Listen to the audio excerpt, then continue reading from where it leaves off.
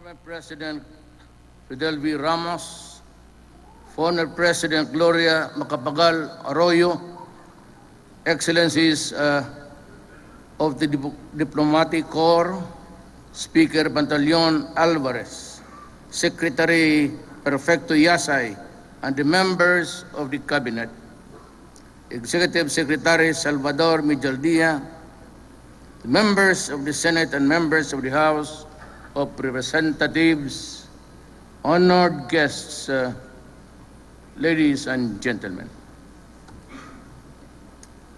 Thank you everyone for joining us today. I am truly honored and humbled as we launch the Philippines chairmanship of the Association of East Asian Nations, or ASEANs. It is a landmark ASEAN's continuing positive narrative. It is an event that renewed enduring ties that binds us all as ASEAN member states.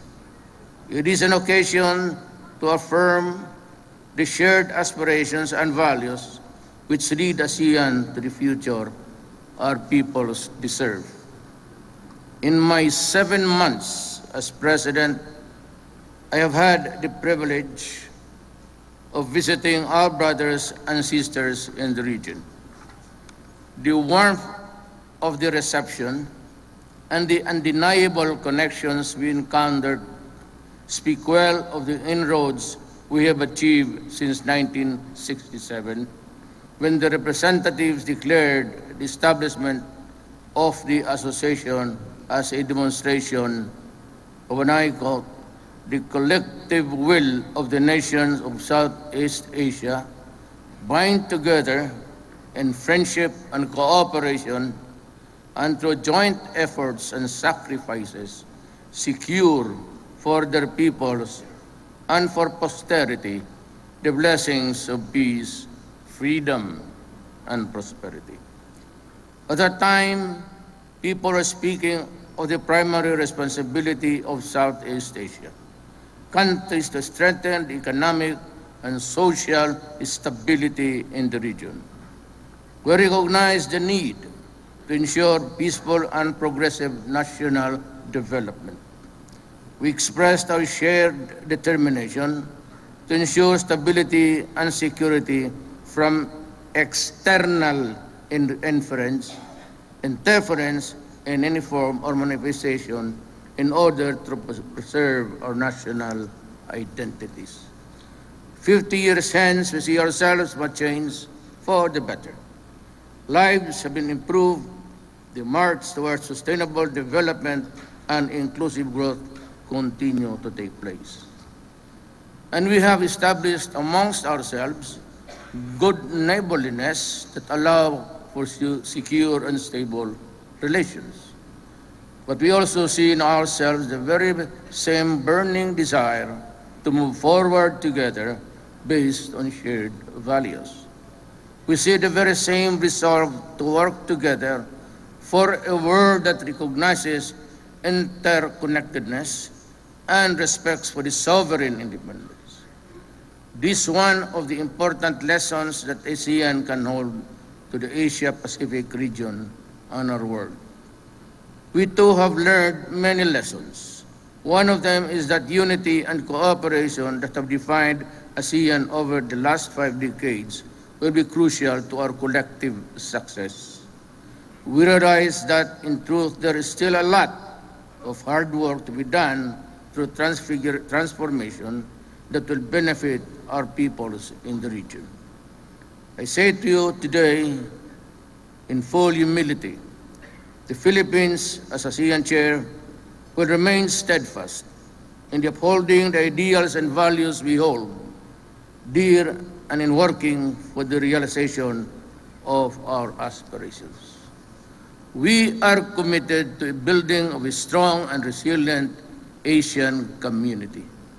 We will actively promote and enhance ASEAN interests and the well-being through policy initiatives, coordination, consensus, and cooperation. 10 years ago in Cebu, During the 12th ASEAN Summit, ASEAN leaders affirmed a strong commitment to accelerate the establishment of an ASEAN community by 2015. In 2015, ASEAN leaders at the 27th ASEAN Summit in November of 2015 spoke of the aspiration to establish a truly rules-based, people-oriented, people-centered community where our peoples continue to participate and benefit fully from the ongoing process of ASEAN integration and community building.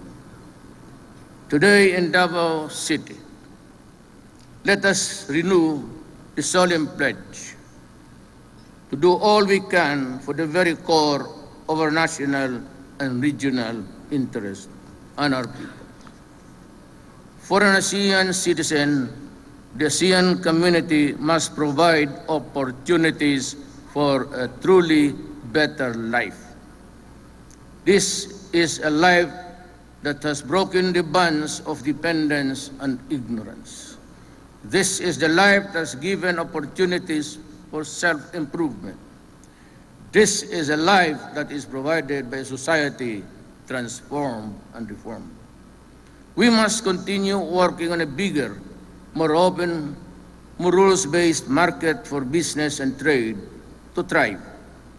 We must forge with increased people-to-people interaction through commerce, travel, education.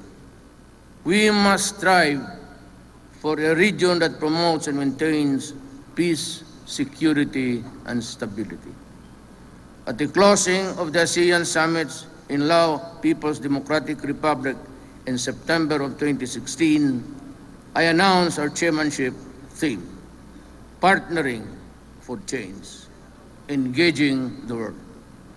Simple, short, yet meaningful, this theme will guide us to our chairmanship that will define the people's contribution towards the realization of an ASEAN community. We are all partners for change.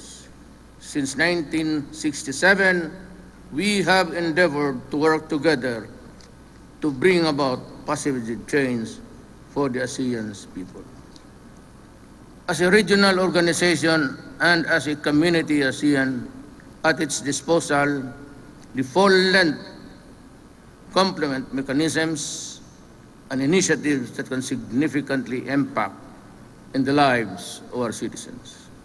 We can work to strengthen the capacities of micro, small and medium enterprises, promote and protect welfare of migrant workers, and ensure social protection for the vulnerable sectors of society. Particular attention will be directed to the sub-regional mechanisms, including BIMP-IAGA, which the Philippines will also chair this year. They continue to be crucial in pursuing development initiatives at grassroots. The Philippines will affirm its advocacy to promote cooperation between and among Asian neighbors and engage our dialogue partners to be more dynamic and vibrant stakeholders in the continued development of our region. In our work, we will be guided by the following priorities. We will place our peoples at the core, work for regional peace and stability, pursue maritime security and cooperation, advance inclusive innovation-led growth, strengthen ASEAN resiliency, and promote ASEAN as a model of regionalism and as a global player. This is a tremendous task, but one that is not unachievable. Indeed, as chair, the Philippines has an important leadership to play. But we recognize the truth that the success is defined by the collective work of our nation and in the ASEAN's entire membership. In this journey, I call on all Filipinos to take an active and constructive part during the Philippines' chairmanship of ASEAN. Now, more than ever, It is our spirit of bayanihan that has helped define us as a responsible leader of our region during this crucial time. In this journey, I call on all ASEAN member states to rededicate themselves and commit anew to the principles and purposes behind the establishment of our association, adherence to the rule of law. Now, more than ever, it is the ASEAN spirit community that will enable us to overcome challenges to face the region. In this journey, I call on ASEAN dialogue partners to be unwavering in their support for ASEAN's continued development, for its important role in the region, security, stability, and growth. I also call to ASEAN dialogue partners to renew their dedication to the valued purposes and principles stated in the Treaty of Amity and Cooperation, including non-interference in promoting regional peace and stability through abiding respect for the rule of law. Now more than ever, it is a time for real change through constructive engagements. We are in this journey together. At this golden opportunity for all to work on ASEAN that is taking its firm and secure place in the community of nations, an ASEAN that has its own significant role in effecting positive change for our world. Let us all work hand in hand to make this vision a reality enjoyed by all. Salamat.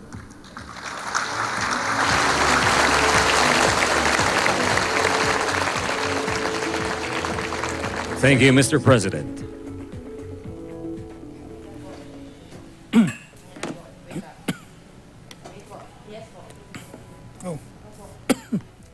At yan po ang naging talumpati ni Pangulong Duterte sa paglulunsad ng 2017 ASEAN Chairmanship ng Pilipinas. At ayon po sa Pangulo o sa kanyang talumpati ay iniugnay ng Pangulo ang tema ng ASEAN meetings ngayong taon dito sa Pilipinas na Partnering for Change, Engaging the World. Sa kanyang plataforma naman mula pa nung siya ay tumakbo na pagbabago o change. Ayon sa kanya, ang bawat miyembro po ng ASEAN o ng rehiyong ito ay mga partner for change daw.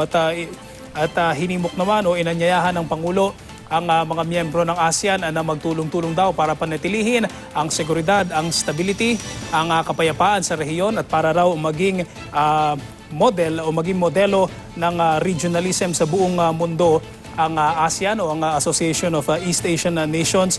Sinabi ng Pangulo na ito raw mga objective na ito ng ASEAN ay magiging tremendous o magiging malalaking pagsubok. Pero ayon sa Pangulo, ito raw ay achievable. Again, ito po ang launching ng ASEAN para sa 2017 na ginaganap po dyan sa may Davao City kung saan si Pangulong Rodrigo Duterte ang panauhing pandangal sa araw na ito.